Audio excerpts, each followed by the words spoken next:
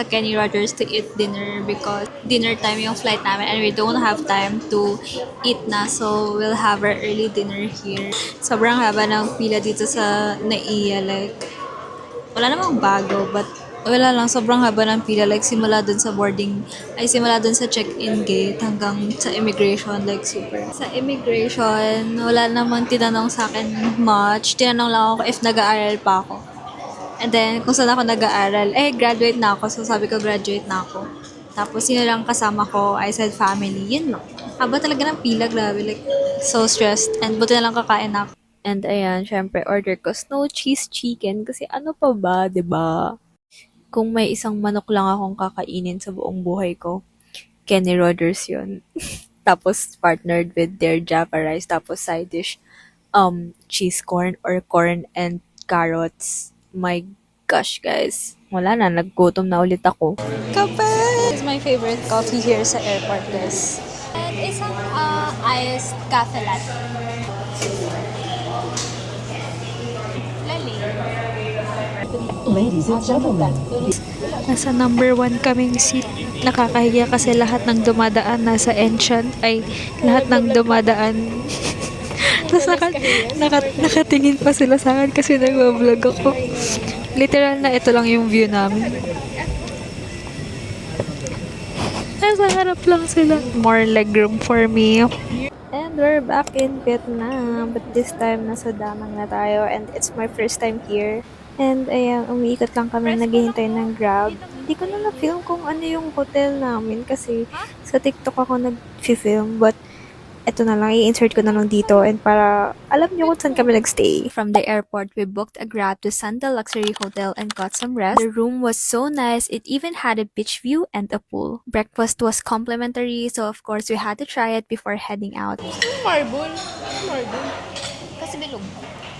Dami-dami pwedeng bilog. Basketball, dodgeball, marble.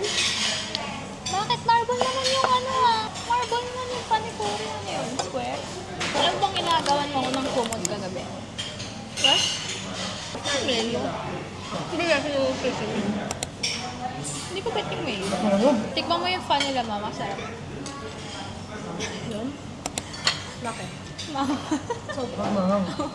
Check out na kami sa Santa Luxury Hotel. And we're going to the beach right now. It's kind of rainy. Ayun, buti nag-stop siya. Lumabas na kami.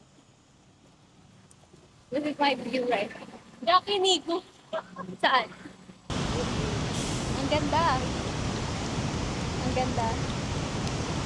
Ang ganda. Yung naka-black. Your outfit is giving Boracay. Ito kami sa Pink Cathedral. Ito naman sa Dragon Bridge. Bridge siya na may dragon. Ang baho lang niya, pero maganda naman yung bridge. Takpan na lang to. Yan. Fantasy for this trip ay makapag-picture sa parang banderitas na may Vietnam na logo na red. Pag-click ko ka, I like it.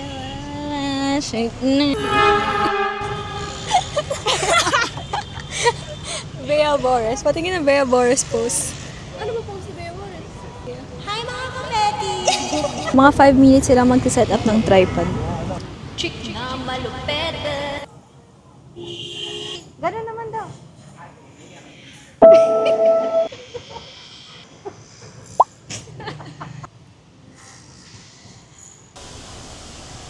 It's like, ano naman to? Marble Mountain. If tama. Akyat! Akyat dito? Oh, it's giving Palawan underground river. Masisira yung camera ko. Okay, babay muna. I can't risk this. Oh my gosh. So scary. Scary. It's alright. Ano ba yung pinaglalaban ni Mami? May explanation daw si Mami about bakit umuwi. Hindi pa rin siya tapos paglaban ng stalagmite tsaka stalagmites na hindi ko naman siya maintindihan talaga. Swimming pool ba dito? Ba't ka saan pumapasok? Bakit nakakatakot? Tingnan niyo yung nasa harap namin. So scary. Hindi na pa sa dito. Wait naman. Oh!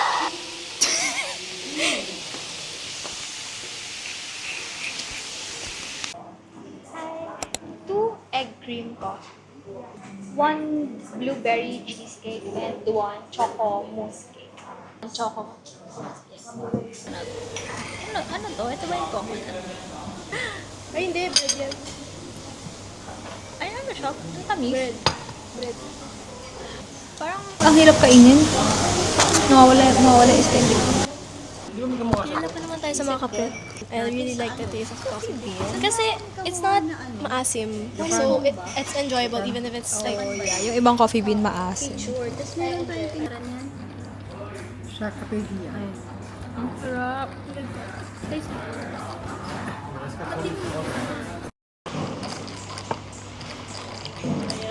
Tapang yan. Pero masarap. Sarap yan. Meron lang ako nakapili ng coconut coffee na talagang may milk. Usually coconut water lang. Hindi nakaklik ma. Yan. Ayan, okay lang. Video lang. Hindi naman alam anong ginagawa niya. Kuyo. Yung cake? Hindi yung cake, pero yung iinom ng kape. Kaya nga, isang dali ka lang na mainit. Ba, nandito. Sabi ng mama mo, kita na lang daw at tawag ko sa'yo. Matapay. So, O sa kanya. Alam mo sa ibang video, kapag sumuka ko dito. Kadiri ka. Yan, tahimik na lang siya kasi nasusukan na siya. Sino bang nag-imbento na 30 minutes tong cable car ride na to? Tapos, ang lamig-lamig. Tapos, ang hangin. E di, gumigewang 30 minutes akong gumigewang dyan. Ayun mga pipasukahan mo. sa baba. Suka talaga, Uy, suka. huwag ka naman. Hindi ko rin alam kung ba't natutulog siyang nakatakip sa ilong niya yung buhok niya. Hindi ko rin alam sa kanya. Pero tanong siguro siya. Nakakainis yung kalabit ni ate sa akin. Nakala mo na. Ano sinabi niya? Ewan ko, hindi kalabit niya lang ako. Sanay niya kasi na. Saka po yung kalabit niya na nakakainis yung kay daddy. Para saan ang kalabit ni Ari. Tapos hanggang bottom mo. Kinabig naman ni Girl. Oh, ni Girl. Yung direct ka, hindi tabla ba? So, we're here at Suncraft Beer. Ito yung factory ng beer nila. Oo, ito yun. So, naka-check-in kami sa Mercury Hotel, which is the only hotel inside Bana Hills. Then, nandito lang kami para kumain at mag-beer. Pinabangon nila ako para makakita ng wala. Para makakita ng wala. Para makakita ng wala. First, maganda naman. Pero, ang lamig. Bana Hills at night is so pretty, guys. Though hindi kasi kayo makakapasok dito ng gabi if hindi kayo naka-check-in sa Mercury Hotel, which is medyo expensive compared to other hotels sa Vietnam, but gets parang Disneyland kasi ito ng Da Nang. So, if you're checked in sa Mercury Hotel, think of naka-check-in ka sa Disneyland Hotel. Ganun yung eme doon. Aga lang nagsasara ng stores dito. Parang gusto ko mag-Starbucks kaninang 6 p.m. Tapos sarado na pala siya since 5 p.m. So, ewan ko, gusto ko ng kape. Tingnan nyo, ayan, sarado na siya. Maaga nagsasara yung mga stores.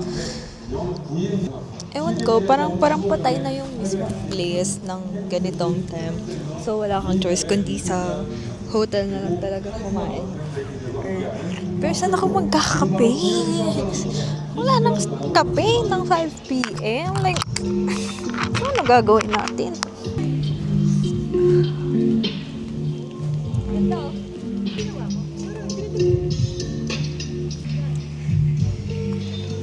Ano to?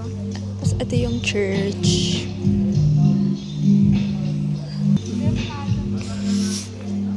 That's the hotel na pinagsistayan namin, which is the Mercury Hotel. So, yes. Pasanib.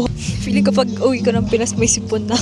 If nag-day tour kayo, ang available time lang is 8 a.m. to 5 p.m. So, if you're not checked in sa Mercury Hotel, you can't be here ng gabi. So, if you wanna experience this, at least stay sa Mercury Hotel ng at least one night to experience this. Ano? Uy mo naman, kala mo. Mahal yan eh. Akin na, ibig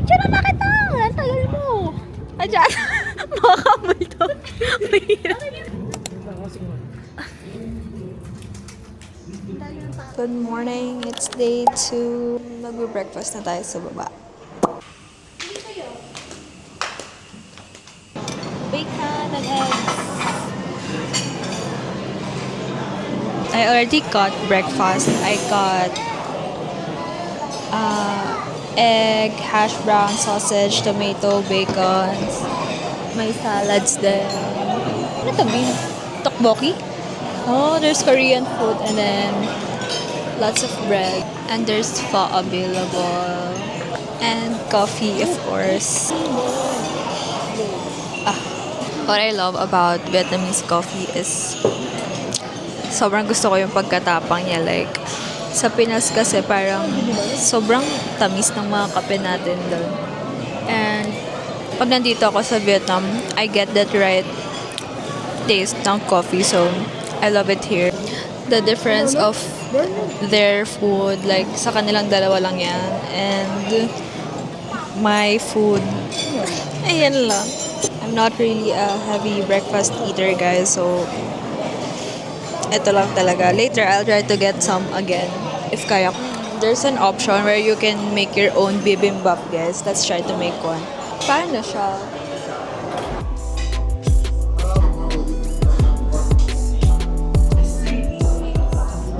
Here's our own bibimbap. Let's eat.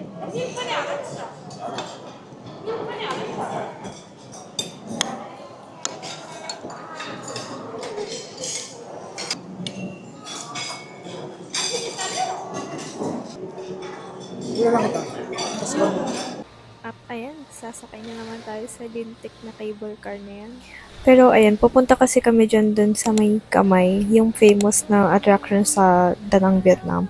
And wala rin naman akong nakita since umuulan. Pero, well, nakita ko yung Kamay na may bridge though. Pero wala, foggy siya, like, malabo talaga. But, ayun, ewan, sayang cable car, sayang yung hilo ko, muntik pa akong masukan na naman. So we're in a different buffet right now. I'll just put the name here. Na-overwhelm ako sa buffet, but let's get seafood. Actually, ito yung itsura ng place, guys.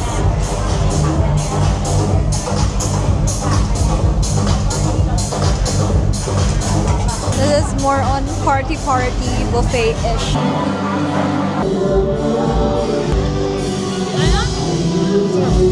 Nila nanay yan, di ba? Thank you.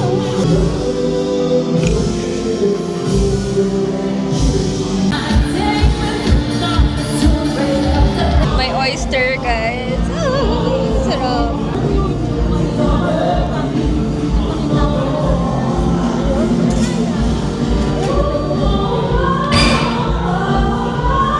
Sarap. Sarap ng oyster. I'm always disappointed sa oyster ng mga buffets, but this one is good. Ito lang kaya yung first ever buffet na masarap na oyster na natikman ko because yung mga buffet natin sa Philippines, hindi ganun kasarap yung seafood, and this one, sarap pati yung cheese. Pili ko oyster yung pinaka-favorite ko sa buffet na to, and the rest are so-so, but it's good. It's not that expensive din. There's a live band going on. Pero yung price ng buffet na to is 400,000 Vietnamese to.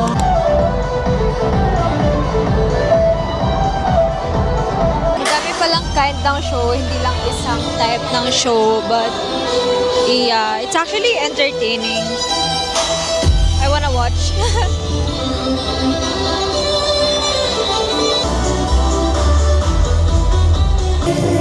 Ang cute nila!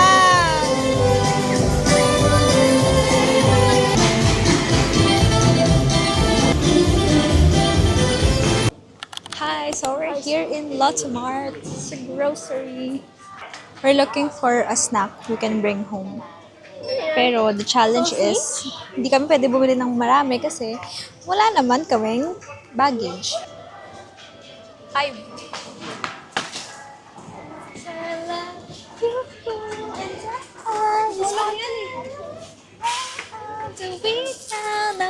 Yun yung sinayaw ko ng New Year, binidyohan mo. Nahihilo.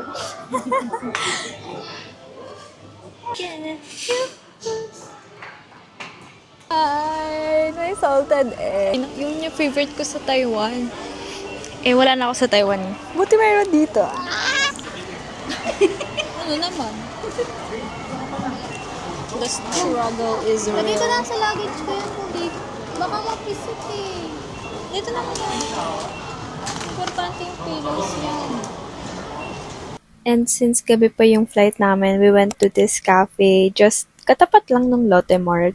And we had coffee and lunch na rin here. Then, after this, punta na kaming airport. So, ayun, hope you enjoyed our vlog. My vlog, kasi this is my first ever vlog of 2026. Pero yung vlog na to, 2025 pa. Pero who cares, di ba? Kasi ang New Year's resolution ko ay mag-upload ng YouTube videos. Yun lang, gamitin niyo yung Klook promo code ko para makagawa pa ako ng travel vlogs.